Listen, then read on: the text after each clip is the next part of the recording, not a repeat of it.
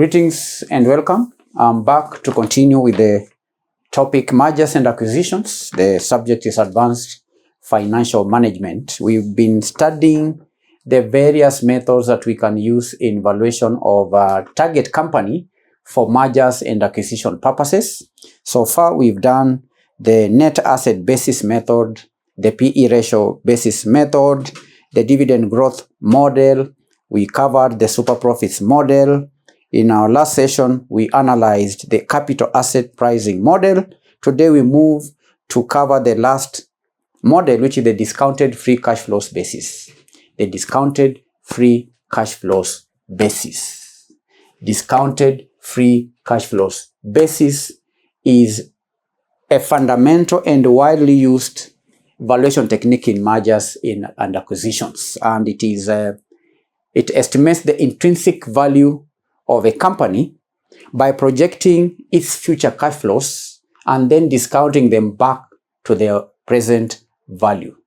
It involves predicting or projecting the future cash flows of companies, then discounting the cash flows back into their present value.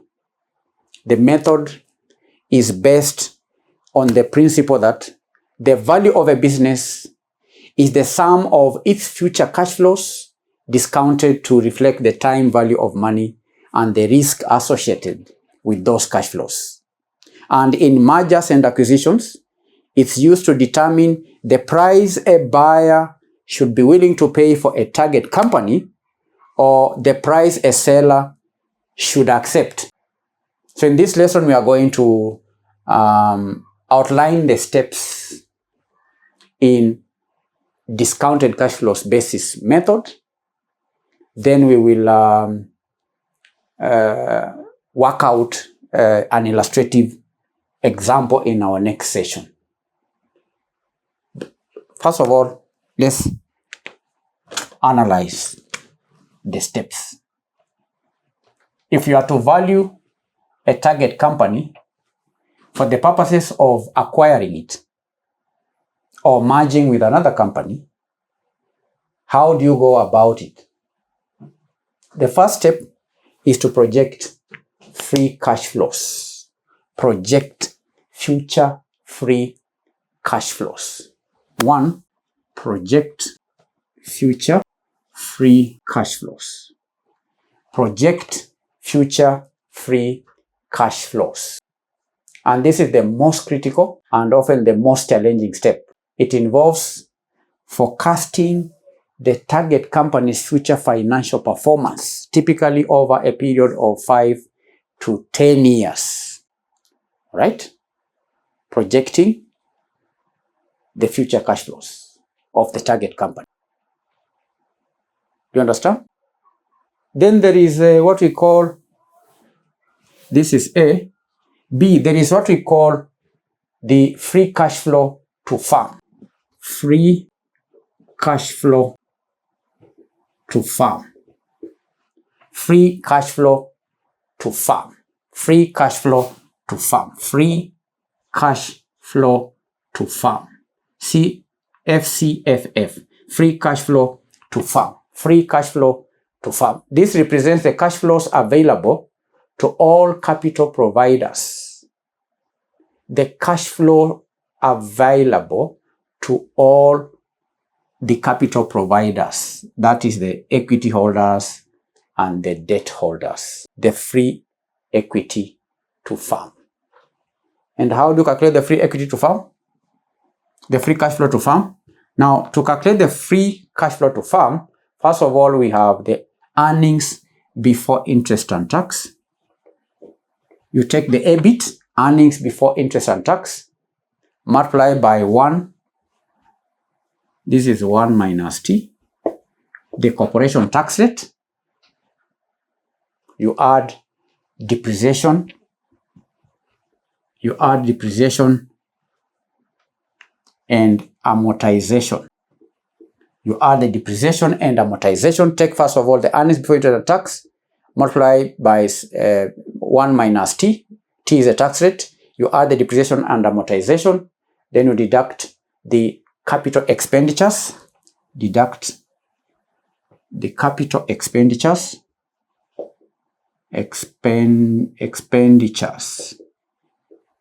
earnings before interest and tax times 1 minus T plus depreciation and amortization minus the capital expenditures. Then you also deduct the changes in net working capital.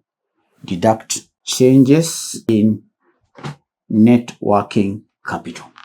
Deduct changes in net working capital.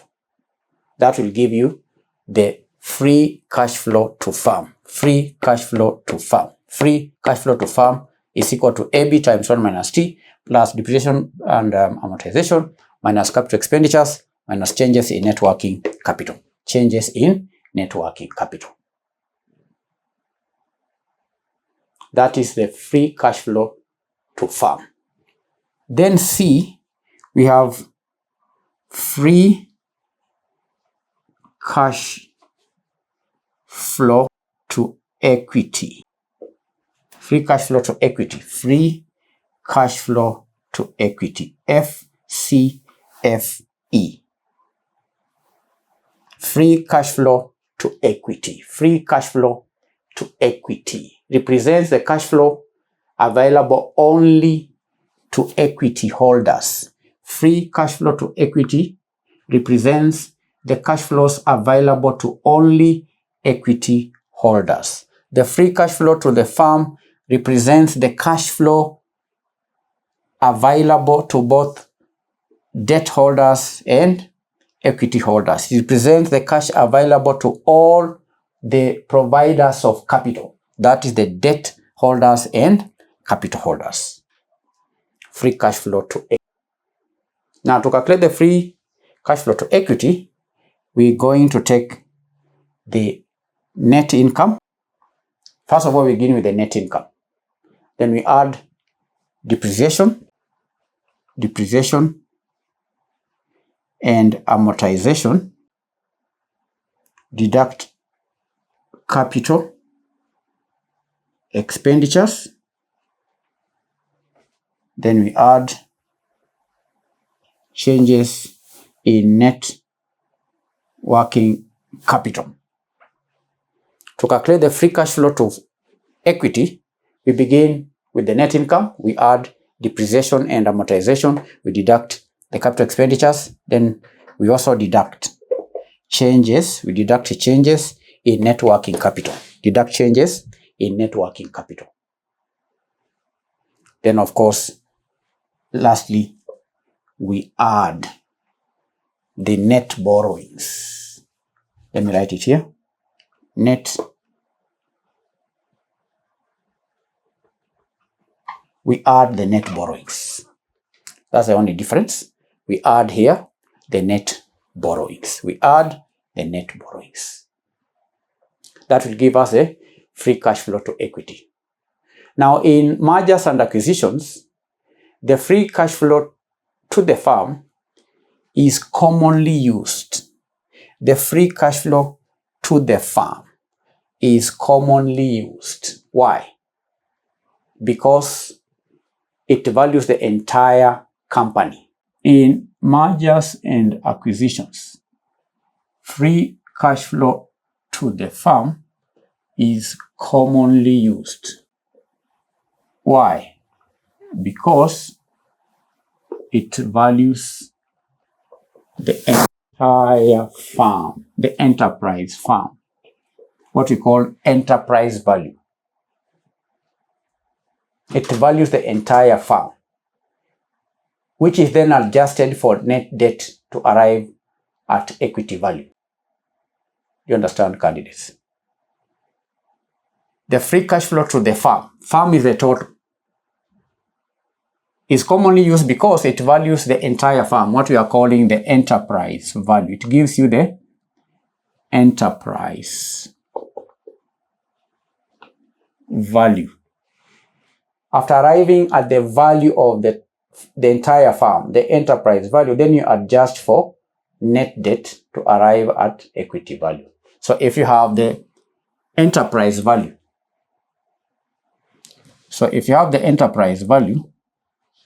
to arrive at the equity value, you just take let me say equity value will then be equal to enterprise value minus the debt value. So if you have the enterprise value and you have the debt value, adjust it for debt value to get the enterprise value. That's very important. Then E, moving on to E, we have projections. The projections in the discounted free cash flows basis, projections require detailed assumptions about revenue growth, about profit margins, about capital expenditures, about, we've mentioned here, working capital, about the working capital needs. You have the changes in working capital. You have to make assumptions. The projections, because we are using the projected cash flows. To arrive at the projected cash flows, you may need to make assumptions regarding the revenue growth, the profit margins, the capital expenditures, the working capital needs, including the tax rates, because here we also have a tax rate. You have to make projections. And these projections require assumptions. These assumptions are often based on historical performance, on industry trends, on management focus, and potential synergies from the acquisition. So that is what we can say about projections. So that's the first step. Projections. Project future cash flows. Project future cash flows. Projections. I've said that projections do what? Require detailed assumptions. Require assumptions. Okay? About revenue growth, profit margins, tax rates, working capital needs, and so on. So that is step number 1 in relation to projection. That is all you do. Then in step number 2, you determine the discount rate. The discount rate. Now, candidates, we are discussing the discounted free cash flow basis method that we use in valuing a target for mergers and acquisition purposes. Second step is determining the discount rate. The discount rate reflects the riskiness of the projected cash flows. Okay? It does what? It reflects the riskiness of the projected cash flows. It reflects the riskiness of the projected cash flows. The discount rate does what? Reflects the riskiness of the projected cash flows. And the most common discounting rate for free cash flow to firm is the weighted average cost of capital. The weighted average cost of capital. A. B, we have the weighted average cost of capital, which is the most common discount rate for free cash flow to firm. The entire firm, if you are doing the projections of valuation for the entire firm, we use the weighted average cost of capital. The weighted average cost of capital is the most commonly used discount rate because it represents the average cost of all companies' capital. Of all companies' capital, weighted average, we are talking about the cost of capital of both the debt capital and equity capital, weights. Because you have the weights and the cost candidates, we know the weighted average cost of capital is equal to the weight of equity times cost of equity plus the weight of debt times the cost of debt 1 minus T. That's how you calculate the weighted average cost of capital. It represents the average cost of all the company's capital, both equity and debt. Where KE is the cost of equity calculated using CAPM. You recall that's what we discussed in our last session. We use the CAPM in calculating the cost of equity. The cost of equity. When calculating the cost of equity, we use the CAPM. Then you have the market value, okay, of equity and so on. Then C, we have the cost of equity. Discounting rate can also be cost of equity. The cost of equity. If using the free cash flow to equity, the cost of equity is used. If using free cash flow to equity, the cost of equity is used as a discounting rate. Do you understand? Yes. If you are using free cash flow to farm, this is used when you are using the free cash flow to farm. I mean, this is free cash flow to equity. When using free cash flow to equity, we use the cost of equity. Equity. Is that clear? We use the cost of equity as the discounting rate. And in mergers and acquisitions candidates, the discount rate may reflect the target's standalone risk. Let me put that down. In mergers and acquisitions, it's important to note that the discount rate may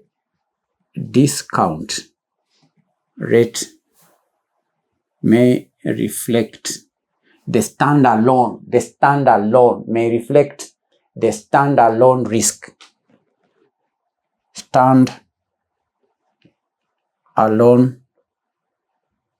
risk of the target. Okay?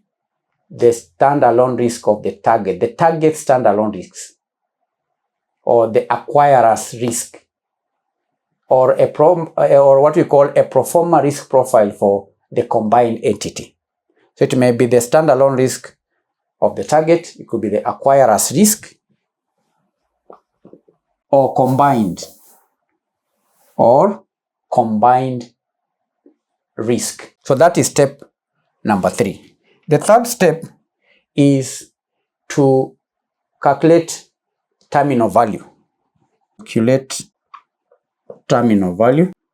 I don't need to explain much about terminal value because this you've covered this in your previous financial management lessons at the lower level. Because since it's impossible to project cash flows indefinitely, sometimes a terminal value is calculated to represent the value of all cash flows beyond the explicit forecast period. Okay? So the main cash flows here would be the projected future cash flows from the company. Then you have the terminal cash flows, the terminal value. And we know there are various methods for calculating the terminal value. We may use the perpetuity growth model. We can also use the exit multiple model, and so on. Then once you have the cash flows from these terminal values and the projected future cash flows, step number 4 is to discount cash flows and terminal value. Discount cash flows and the terminal value. Discount the cash flows and the terminal value. You have to discount each projected cash flow. And the terminal value back to their present values using the chosen discount rate. It could be the weighted average cost of capital, or the cost of equity, You discount.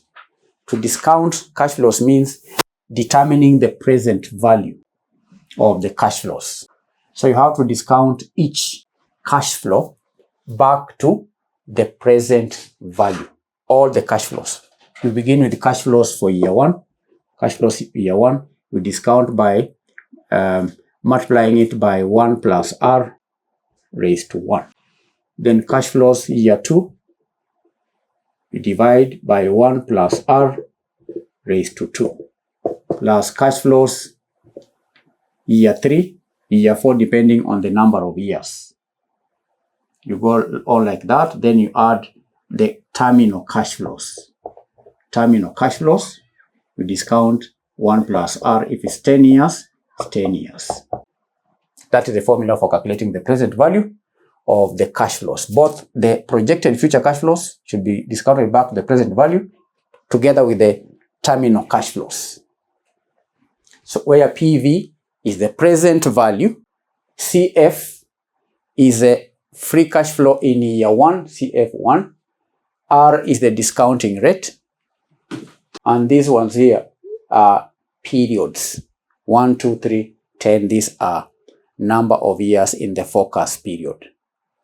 Terminal value, that is the terminal value cash flows. Terminal value, the terminal value, calculate the, let me just call it terminal value. Terminal value year 10. So that is step number 4. You discount each projected free cash flow and the terminal value. These are the projected cash flows and the terminal value. Step number 5, calculate enterprise or targets value. Calculate the enterprise value or equity value.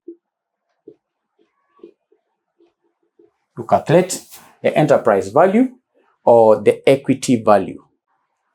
Now, if using free cash flow to farm, if using free cash flow to farm, if using free cash flow to farm, if using free cash flow to farm, what did we say? We say that the free cash flow to farm, this is the sum, we use the sum of the present values of the discounted free cash flows and the terminal value equal to the enterprise value. You understand? If using free cash flow to farm, the sum of the present values of the discounted free cash flows and the terminal value, these values here, these are two main components, the cash flows and the terminal, the sum, because you are adding all the cash flows together with the terminal value. The sum of the present values, these are the present value. The sum, when you get the total, equals the enterprise value. So this formula will give you the enterprise value. If you are using the free cash flow to farm, it equals the present value. You understand?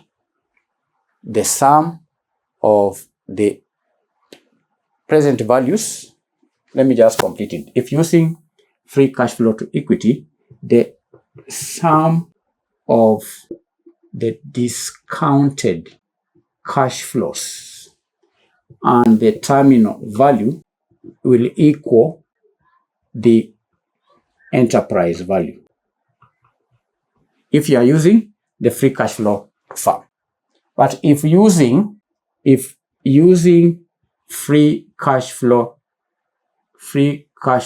to equity, if you are using free cash flow to equity, take note candidates, here the sum of the present value equals the equity value.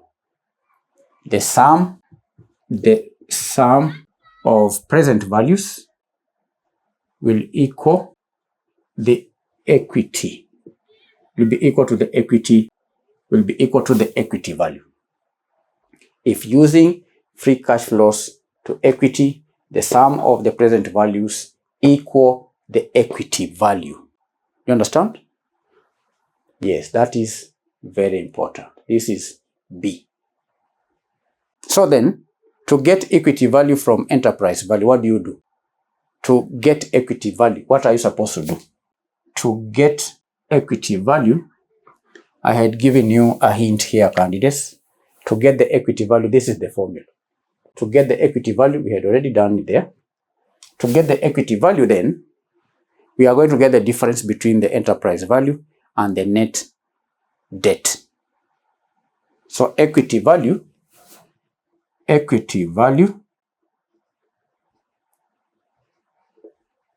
be equal to the enterprise value minus the net debt value.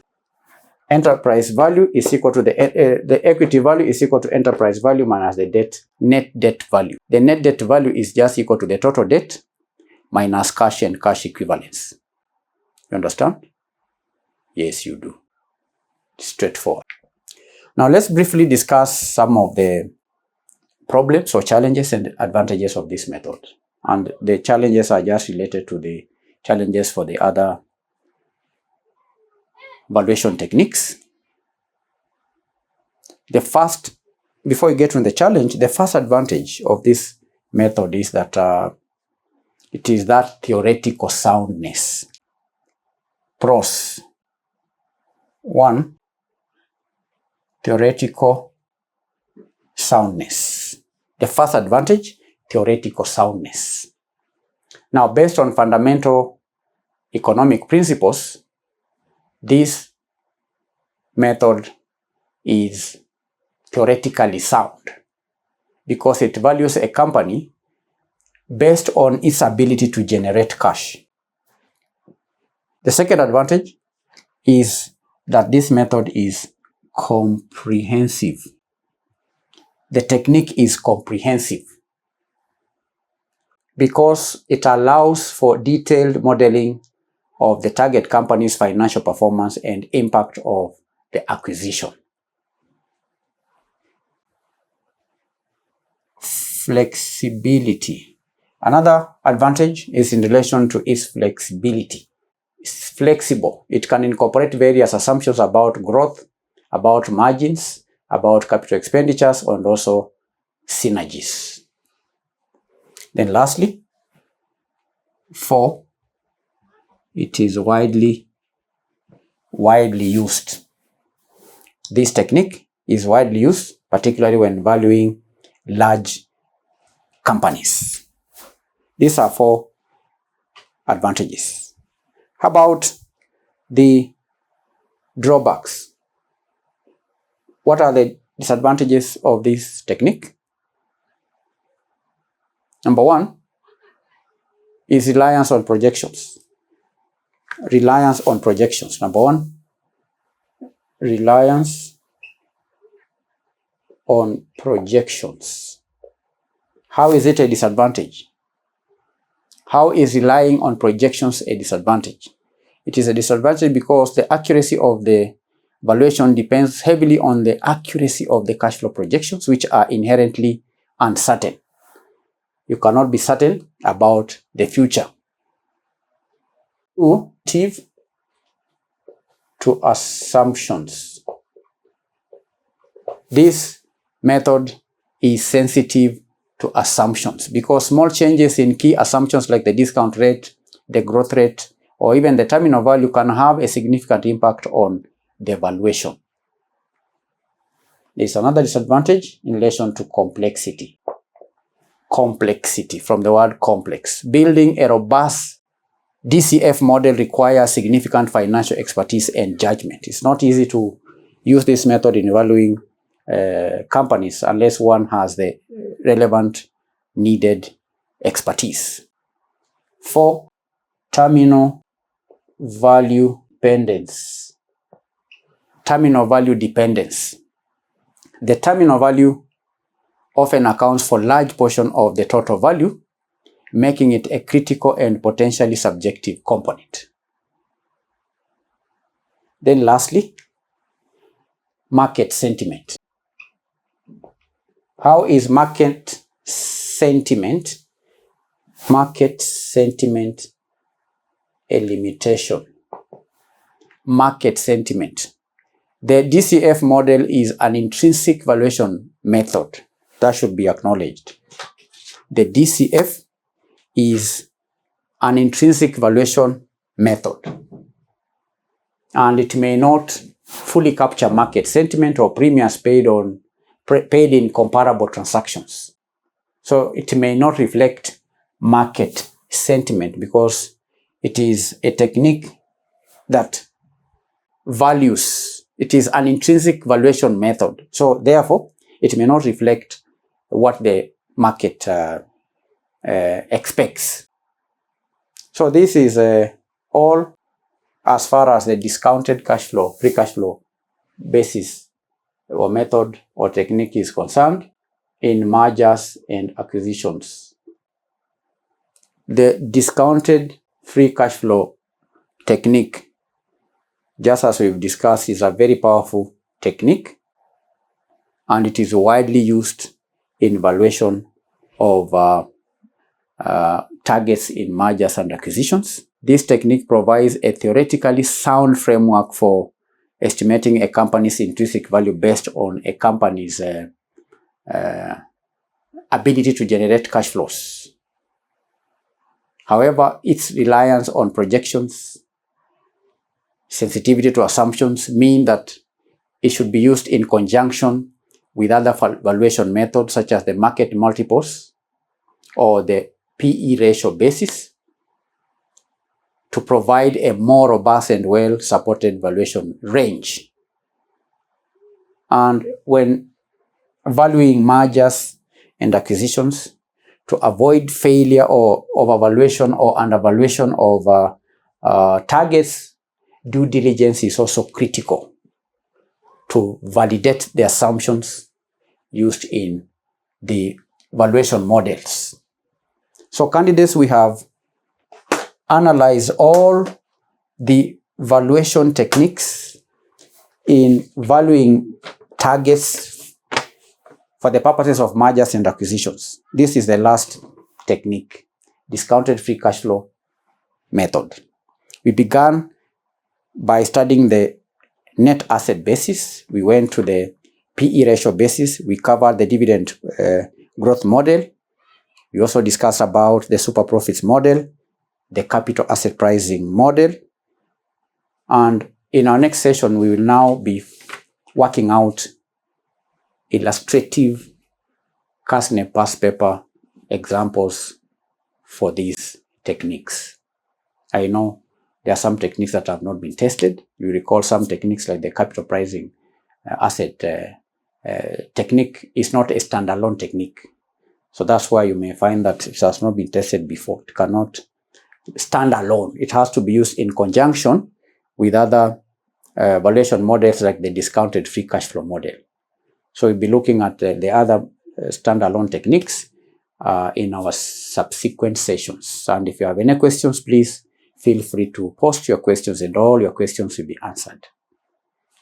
Bye-bye.